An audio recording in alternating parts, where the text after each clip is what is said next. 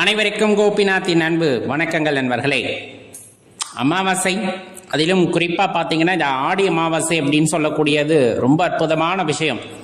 தவறவிடக்கூடாத ஒரு நாள் அப்படின்னம்னா இந்த ஆடி அமாவாசையை சொல்லலாம். மற்ற எல்லா அமாவாசைகளையும் நாம் மறந்துவிட்டோம், இல்லை ஏதேனும் ஒரு காரணத்திற்காக அந்த நாளில் முன்னோர்களை வழிபாடு செய்யாமல் விட்டுவிட்டோம் அப்படின்னா இந்த ஆடி அமாவாசை என்று முன்னோர் வழிபாடு செய்வது அப்படிங்கிறது ரொம்ப சிறப்பான விஷயம். குலதெய்வ வழிபாடு செய்வதும் அப்படித்தான். இந்த மாதிரி நிறைய சிறப்புகளை உடையது இந்த ஆடி அமாவாசை. அது பார்த்தீங்க அப்படின்னா என்னைக்கு வருது அப்படின்னு பார்த்தோம்னா 4ஆம் தேதி, ஆகஸ்ட் 4ஆம் தேதி. அமாவாசை திதி ஆரம்பிக்கிறது பார்த்தீங்கன்னா 3ஆம் தேதி மாலை 4:56 ஆரம்பித்து விடுகிறது. முடிவது பார்த்தீங்கன்னா 4ஆம் தேதி மாலை 5:32 வரையிலும் இருக்கிறது. இப்போ சூரிய உதயம் தான் நமக்கு கணக்கு அப்படிங்கிறனால 4ஆம் தேதி அதிகாலையிலிருந்து நாம் கணக்கு எடுத்துக்கொள்ளலாம். அமாவாசை விரதம் இருப்பவர்கள், அமாவாசை தர்ப்பணம் கொடுப்பவர்கள், அமாவாசை படையல் போட்டு வழிபாடு செய்பவர்கள் எல்லாருமே அந்த 4ஆம் தேதி அன்னைக்கு நம்ம கணக்கு எடுத்துக்கலாம். காலையில் எந்திரிச்சு குளிச்சுட்டு விரதம் இருப்பவர்கள் விரதம் இருப்பார்கள். அதே போல ஆற்றங்கரைக்கு அல்லது கடல் கரைக்கெல்லாம் சென்று தர்ப்பணம் கொடுக்கக்கூடியவர்கள் அங்கே தர்ப்பணம் கொடுத்துவிட்டு மதியம் வீட்டில் பெரியவர்களுடைய படத்தை வைத்து படையல் போடக்கூடிய வழக்கம் இருப்பவர்கள் படையல் போடுவார்கள். எப்படியோ அன்றைய தினத்தில் நம்ம முன்னோர்களை நினைத்து வழிபாடு செய்ய வேண்டும் அப்படிங்கிறது ரொம்ப முக்கியமான விஷயம். எவ்வளோ கஷ்டம் இருந்தாலும் சரி, முன்னோர்களை கையெடுக்கும் போது அவர்கள் உங்கள் அருகாமையிலிருந்து அதை சரி செய்து கொடுப்பார்கள் அப்படிங்கிறது ஒரு அசைக்க முடியாத நம்பிக்கை. இப்போ நம்மளால தர்ப்பணம் கொடுக்க வசதி இல்லை, படையல் போடுறதுக்கு வசதி இல்லை அப்படின்னா காலையிலேருந்து விரதம் இருக்கோம், சாயந்தரம் அல்லது அந்த மதிய நேரம் உச்சி பொழுது அப்படின்னு கணக்கு எடுத்துக்கலாம். அந்த நேரத்தில் நம்ம வீட்டில் என்ன சமைக்கிறோமோ அதை சின்னதாக படையல் போட்டு மனதார வேண்டிக்கலாம். இல்லையா அன்னைக்கு ஏதேனும் காகத்திற்கோ அல்லது பசுமாட்டிற்கோ நீங்கள் உணவு கொடுக்கலாம். காகத்திற்கு சாப்பாடு வைக்கிறதா இருந்தாலும் சரிதான், இல்லை பசுமாட்டிற்கு அகத்திக்கீரை, வாழைப்பழம் இந்த மாதிரி வாங்கி கொடுப்பதாக இருந்தாலும் சரிதான், அதை வாங்கி கொடுப்பது உத்தமம். மாடுகளுக்கெல்லாம் வாங்கி கொடுக்கும் போது பக்கத்து வீட்டு மாட்டு கொடுக்குறீங்கன்னா அந்த உரிமையாளர்கிட்ட கேட்டுட்டு கொடுங்க. நம்மளா கொடுக்கக்கூடியது கோசாலைக்கு போய் நீங்கள் தாராளமாக பண்ணலாம். அவர்களிடம் முறையான அனுமதி வாங்கிவிட்டு செய்யும் போது கண்டிப்பாக அவர்களுடைய பூரண அருள் அப்படிங்கிறது நமக்கு கிடைக்கும், மறந்துவிட வேண்டாம். ரொம்ப முக்கியமான அடுத்த விஷயம் அப்படின்னு பார்த்தோன்னா இந்த குலதெய்வ வழிபாடு அப்படிங்கிறது ஆடி அமாவாசை என்று செய்வது ரொம்ப சிறப்புங்க, ரொம்ப சிறப்பான விஷயம். அதுலேயும் காவல் தெய்வங்கள் இருக்கிறார்கள் அல்லவா, முனியப்ப சுவாமி, கருப்பண்ண சுவாமி, சங்கிலி கருப்பு சுவாமி, 18ஆம் படி கருப்பு சுவாமி, இந்த மாதிரி வரிசையாக சொல்லிக்கிட்டே போவாங்க. அந்த தெய்வங்களுக்கெல்லாம் இன்றைய தினத்தில் படையல் போட்டு வழிபாடு செய்வது அப்படிங்கிறது அவ்வளவு சிறப்பான பலனை நமக்கு கொடுக்க வல்லது அப்படிங்கிறத மறந்துட வேண்டாம். ஏன்னா நிறைய வழிபாடுகள் இருந்தாலும் இந்த அமாவாசையில் இந்த மாதிரி நம்ம காவல் தெய்வ வழிபாடு செய்யறது அப்படிங்கிறது அவர்களுடைய பூரணமான அனுகிரகத்தை நமக்கு பெற்றுத்தரும் அப்படிங்கிறது ஒரு அசைக்க முடியாத நம்பிக்கை. இந்த அனுபவபூர்வமாக நிறைய பேர் பார்த்துருக்கிறதும் கூட. அருகாமையில் உங்கள் குலதெய்வ ஆலயம் இருந்தது அப்படிங்கிற பட்சத்தில் ஆலயத்திற்கு சென்று நீங்கள் விளக்கேற்றி வழிபாடு செய்யுங்கள். நம்ம எந்த நாமத்தில் வழிபட்டாலும் அது ஓர் இறைவனை சென்றடைய போகின்றது.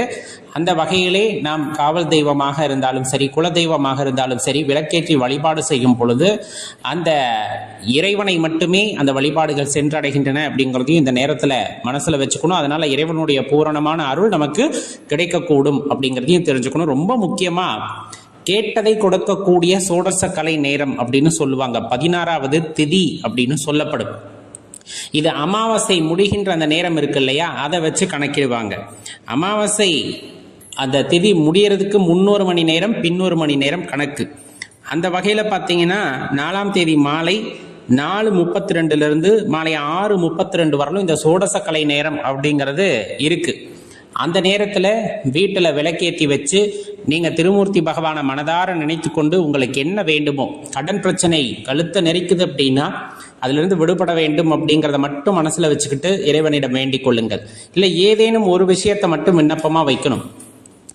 கருணை பார்வை கிடைக்க பெற்றால், இறைவனுடைய இந்த கருணை பார்வை கிடைக்க பெற்றால் கண்டிப்பாக நீங்கள் வேண்டியது நடந்தே தீரும். அதில் மாற்று கருத்தை நீங்கள் கொள்ள வேண்டாம்.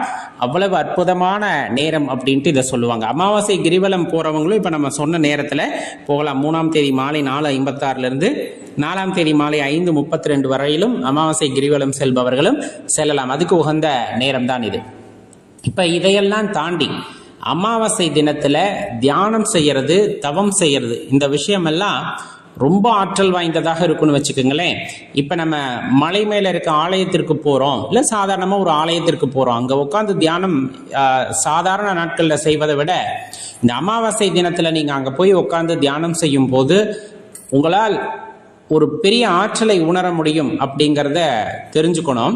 அதே போல் சித்தர் வழிபாடு செய்கிறதுக்கும் இந்த பௌர்ணமி அமாவாசை தினங்கள் எப்பொழுதுமே நமக்கு பெரிய வரப்பிரசாதம் அப்படின்னே சொல்லலாம். இந்த காலகட்டங்களில் நம்முடைய ஆற்றலை வந்துட்டு நம்மால் உணர முடியும் தியானத்தில் அமரும் பொழுது. அப்போ அங்கெல்லாம் போய் வழிபாடு செய்கிறோம் அப்படின்னா கண்டிப்பாக அதற்கான பலன் இருக்கும். பொதுவாக அந்த கடன் அப்படின்னு ஒரு விஷயம் இருக்கு இல்லையா, அதை அடைப்பதற்கெல்லாம் நிறைய விஷயங்களை சொல்லுவாங்க. மைத்திரு முகூர்த்தம் அப்படின்னு சொல்லப்படும், செவ்வாய்க்கிழமை அப்படின்னு சொல்லுவாங்க. அதில் ரொம்ப குறிப்பாக வந்துட்டு கிரகண நேரம் அப்படின்னு சொல்லக்கூடியதோடு இந்த அமாவாசையும் சேர்ந்து வரும். அமாவாசை திதியில் செவ்வாய் ஹோரை வரக்கூடிய நேரத்தில் நீங்கள் வாங்கிய கடனில் ஒரு பகுதியை வாங்கிய நபரிடம் நேரடியாக கொண்டு கொடுக்கிறீர்கள், அல்லது நீங்கள் இப்போ இருக்கும் போதே டிஜிட்டல் பே பண்ணுனாலும் சரி, அந்த நேரத்தில் நம்ம பண்ணிட்டு விரைவில் இந்த கடன் அடைய வேண்டும் என்று நினைத்து கொடுக்கிறீர்கள் என்றால் கண்டிப்பாக படிப்படியாக அது குறைய ஆரம்பிக்கும். நீங்கள் நினைத்தது போலவே அது கைகூடி வரும் அப்படிங்கிறதையும் தெளிவாக தெரிஞ்சுக்குங்க. இதனையெல்லாம் மீறி ஒரு விஷயம் நமக்கு கை கொடுக்கும்னா இன்றைய நாளில் நம்ம செய்யக்கூடிய தான தர்மம் அப்படிங்கிறது. ஏன்னா அமாவாசை திதி அற்புதமானது, இது முன்னோர்களின் ஆசீர்வாதத்தை பெறக்கூடிய ஒரு உன்னதமான நாள் அப்படிங்கிறனால முன்னோர்களை நினைத்து கொண்டு ஆலயங்களிலோ அல்லது நம்ம வீட்டுக்கு அருகாமையிலோ, ஏன்னா நம்ம ஆலயங்களுக்கே கொண்டு போய் கொடுக்கணும்னு அவசியம் இல்லை, ஆலயங்களில் இருக்காங்க அப்படின்னா அவங்களுக்கு எல்லாருமே அன்னைக்கு கொடுப்பாங்க. இதுலேயும் குறிப்பாக நீங்கள் ராமேஸ்வரம் ஆகட்டும் இல்லை எந்த தீர்த்த தலமாக இருக்கட்டும், அங்கே போய் பார்த்தீங்கன்னா சாப்பாடு நிறைய வீணடிக்கப்பட்டிருக்கும். காரணம் எல்லாருமே அவங்க கிட்ட கொடுக்கும்போது எதை அவங்க சாப்பிடுவாங்க, அப்போ அவங்களும் ஒரு குறிப்பிட்ட அளவு தானே எடுத்துக்க முடியும். அதனால் அங்கே தான் கொண்டு போய் அன்னதானம் செய்யணும்னு அவசியம் இல்லை. வீட்டுக்கு அருகாமையில் யாராவது உணவுக்கு கஷ்டப்படுறவங்களா இருந்தாலும், சாப்பாடு கிடைக்காதவர்களாக இருந்தாலும் பெரியவர்களின் பெயரை சொல்லி அவர்களுக்கு உணவிடலாம். அப்போ சாப்பாடும் வீணடிக்கப்படாது. அதே போல் நீங்கள் செய்த அன்னதானமும் சரியான நபருக்கு சென்றடையும். அது ரொம்ப சிறப்பு. இன்றைய தினத்தில் வஸ்திர தானம் செய்கிறது ரொம்ப என்ன சொல்றது, எல்லையெல்லாம் மகிழ்ச்சியை உண்டாக்கும். ஏதேனும் ஒரு உருவத்தில் அந்த பெரியவர்களே வந்து நம்மிடம் வாங்கி செல்வார்கள். அந்த வகையில் உங்களால் முடிஞ்சால் ஒரு வேஷ்டி சட்டை சேலை வாங்கி அருகாமையில் இருக்கக்கூடிய தம்பதி சமேதரா வயதானவங்க இருக்காங்கன்னா அவங்களுக்கு கொடுக்கலாம். வீட்டுக்கு அழைத்தே நீங்கள் முறையாக அவங்க கிட்ட ஆசீர்வாதம் வாங்கிக்கிட்டு கொடுக்கலாம். அது ரொம்ப சிறப்பான விஷயம் இந்த ஆடி அமாவாசையில். அப்படி செய்யும் போது அதற்கான பலன் உங்களுக்கு கைமேல் வந்து கிடைக்கும் அப்படிங்கிறதுல எல்லளவும் நீங்கள் சந்தேகம் கொள்ள வேண்டாம்.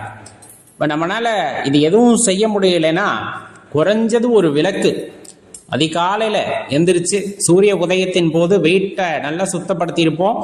கோலம் போடக்கூடாதும்பாங்க வாசலில்.